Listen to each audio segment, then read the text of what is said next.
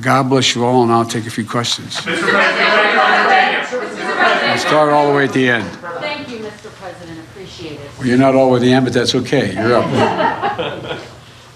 As leader of the Democratic Party, how much responsibility do you take for the dismal results in Virginia and the Northwest? Well, look, yesterday reminded me of that one of the sacred rights we have is to be able to go out and cast our votes.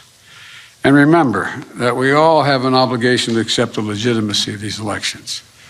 I was talking to Terry to congratulate him today. He got 600,000 more votes than any Democrat ever has gotten. We brought out every Democrat about there was, more votes than ever has been cast for a Democratic incumbent. I'm not incumbent, a Democrat running for governor. And no governor in Virginia has ever won when he's of the same or he or she's the same party as the sitting president.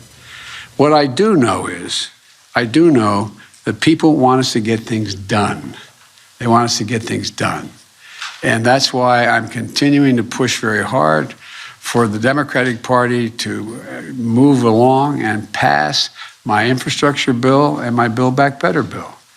I think if we, look, think about what we're talking about here.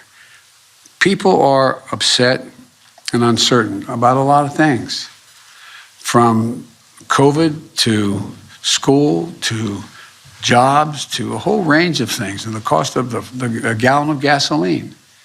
And so if I'm able to sign into law my Build Back Better initiative, I'm in a position where you're going to see a lot of those things ameliorated quickly and swiftly.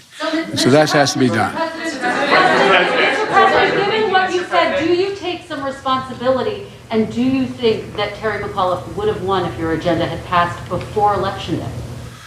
Well, I think we should have passed before Election Day, but I'm not sure that I would be able to have changed the number of very conservative folks who turned out in the red districts who were Trump voters, but maybe. You won the state by 10 points, Mr. President. No, I know we did, but I was running against Donald Trump.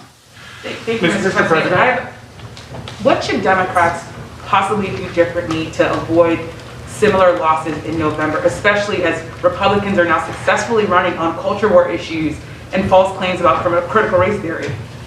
Well, I think we should produce for the American people. Look, one of the things that is important to understand, if they pass my legislation, we're going to be able to reduce the price. People are going to see a reduction in the price of the drugs they have to get, because Medicare will be able to negotiate and lower the price of drugs. If they pass my legislation, you're going to see that nobody, and some of you who have children in daycare or children in child care, you're paying up to $14,000 a year if you live here. You will never have to pay that much money if you live in Washington or wherever you live, not more than 7% of your income. They're going to see that, they'll get tax breaks, and genuine tax breaks. If that's Trump, to tell him I'm busy. Bad joke, but anyway. But the point is that we have to move and make it clear that what we've done is increasing their look. People need a little breathing room. They're overwhelmed, and what happened was, I think we have to just produce results for them to change their standard of living and give them a little more breathing room. My question is, what's your message, though, for Democratic voters, especially black voters, who see Republicans running on race, education, lying about critical race theory, and they're worried that Democrats don't have an effective way to push back on that? Well, I think that the whole answer is just to speak the truth, lay out where we are. Look,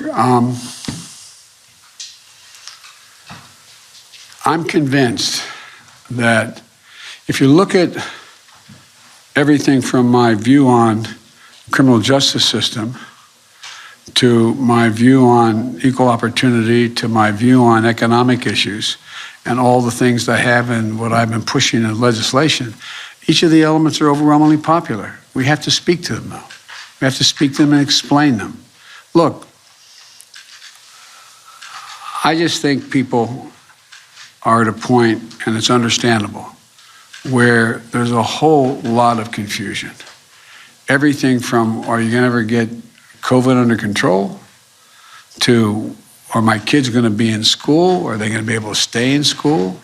To whether or not I'm going to get a tax break that allows me to be able to pay for the needs of my kids and my family. And they're all things that I'm running on, that we'll run on, and I think we'll do fine.